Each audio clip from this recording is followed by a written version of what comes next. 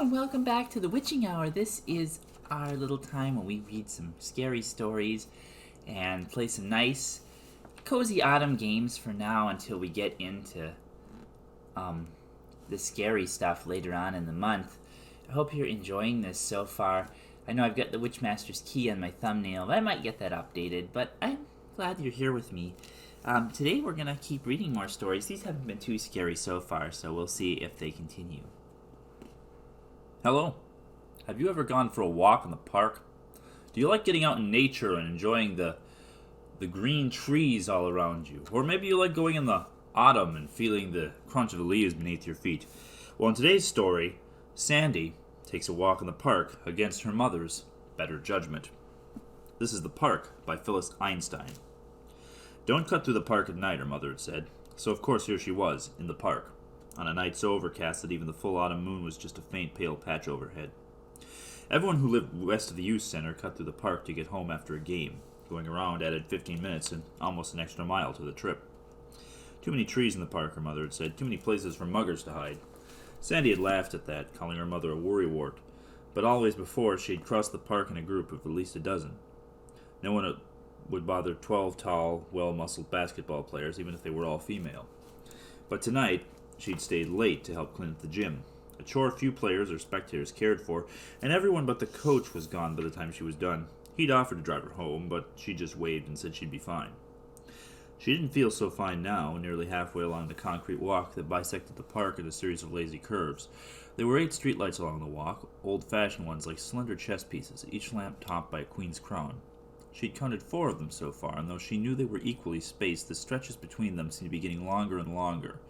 As she got deeper into the park, the more trees there seemed to be, their trunks like huge thick legs of massive prehistoric animals, their leafless branches tangling together overhead and waving in the cool night breeze. Waving at the near invisible moon like maniacs' arms, Sandy shivered, though her coat was heavy enough. She felt like someone was following her. She couldn't see anyone when she looked over her shoulder. She couldn't hear anyone. Still, there was a feeling in her spine, a prickling at the back of her neck as if some subliminal cue was nibbling at her mind. She walked faster. In the dimness between the streetlights, a branch swiped her face. The shock of it made her stumble, but she caught herself before she fell. She clapped a hand to her stinging cheek and felt something wet, dampness from the branch, she thought.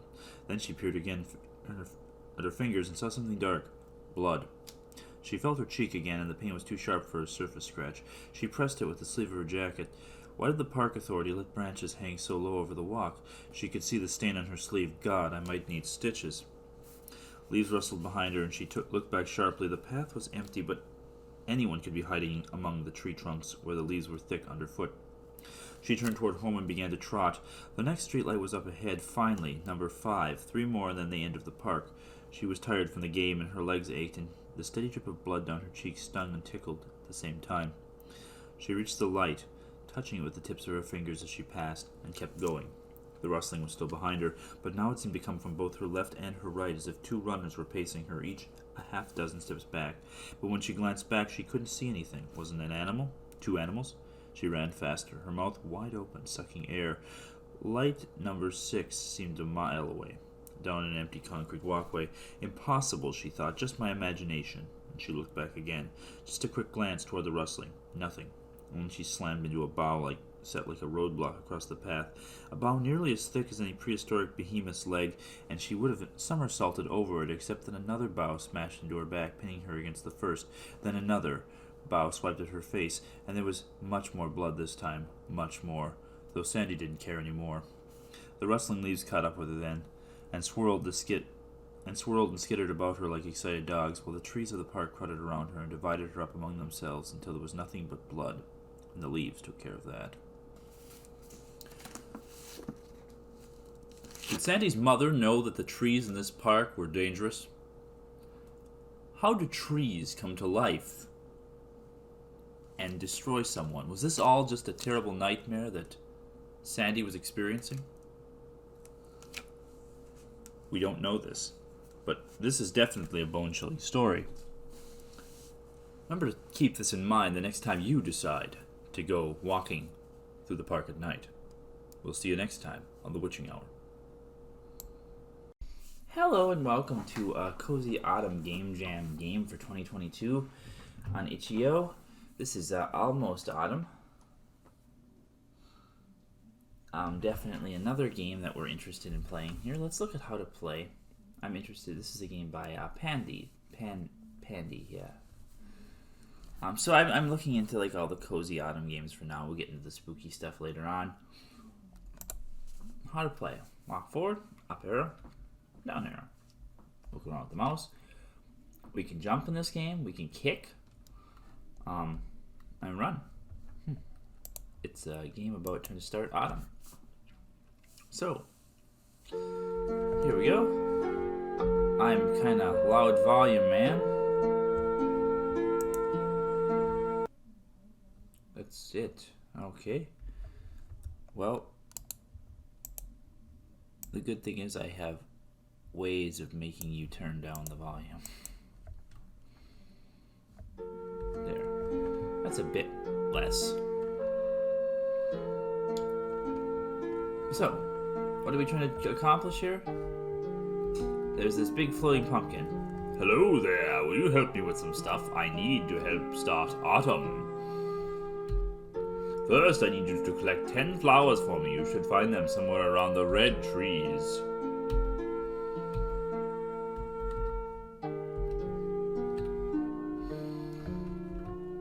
Okay, somewhere around the red trees. Like these flowers. Okay, we gotta help the great pumpkin start autumn. There's a red tree. There's some flowers over there. So this is a nice cozy game about starting autumn and playing the nice beautiful woods here. 4. We see what we get up to here. This is the sort of thing that I think. 5, 6. There we go. 7, 8, 9. Things that I think I would enjoy. I like the little jack-o'-lanterns. This is really cute. Hope you're all having a nice cozy autumn so far. Happy October 3rd. Hey, there's one. Let's get one of these pink ones. That should be enough flowers for the great pumpkin. Let's see what he says.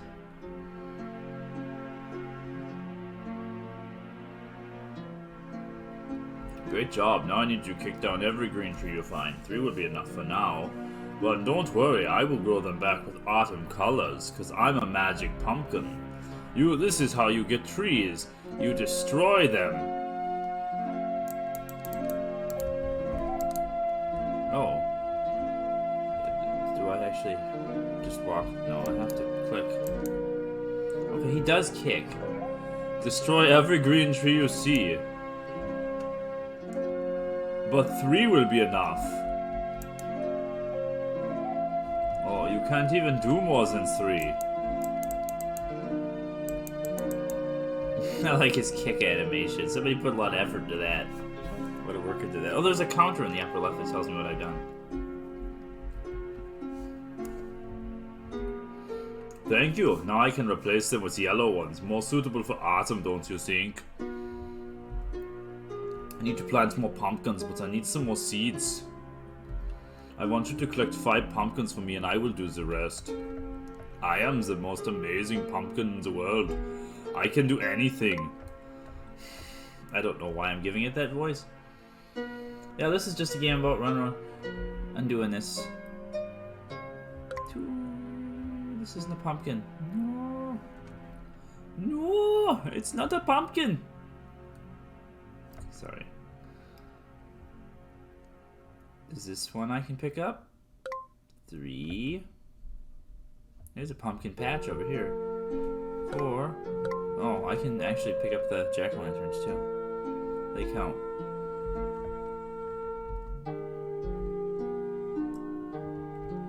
Amazing! Good job you did there. Now, last but not least, I need you to bring me the biggest mushroom you can find so my autumn spell can be complete. I will use autumn magic to destroy the entire world. That thing looks kind of sinister. I just watched Happy Halloween, Scooby-Doo. A movie about evil pumpkins trying to destroy the town. We have to find the biggest mushroom we can find.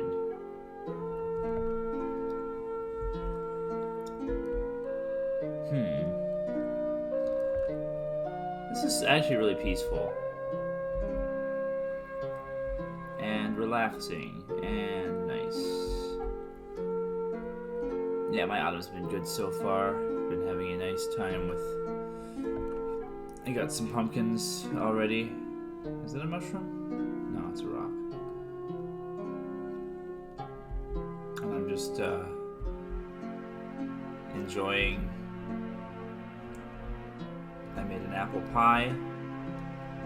Oh, there's a thing right there. Is that showing me where to go?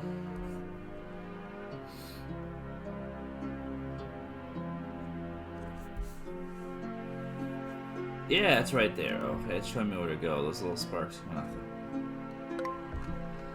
One big mushroom. Now we can show his autumn spell will be complete. He can destroy all the green trees forever. Thank you for your help. Here it is. Now autumn is here and summer is completely gone. Forever. I have nothing left to do here, so I guess it's time for me to go look for another summer to end. Farewell, my friend. I will end summers. Forever. That's what I do. I'm the magic pumpkin who destroys summer. Summer is completely gone. Now every pumpkin is a jack-o'-lantern and every tree is a fall tree. I can still kick though, right? Yeah. Kick him when they're up, kick him when they're down, kick him when they're up, kick him all around. Autumn Boy does not care about the fall. Thank you for playing. Yeah, thank you guys for watching this. It was pretty short and sweet and cozy, but this is obviously a lot of work and effort put into this. I like the little meadow, and we'll go inside our nice camping tent and say goodbye. Oh, I can't go in there. Okay, well. Oh, that's hot. Let's kick this tent over. Yeah. Remember, that's how you destroy green summer trees, by kicking them all over. We'll see you tomorrow for another Witching Hour.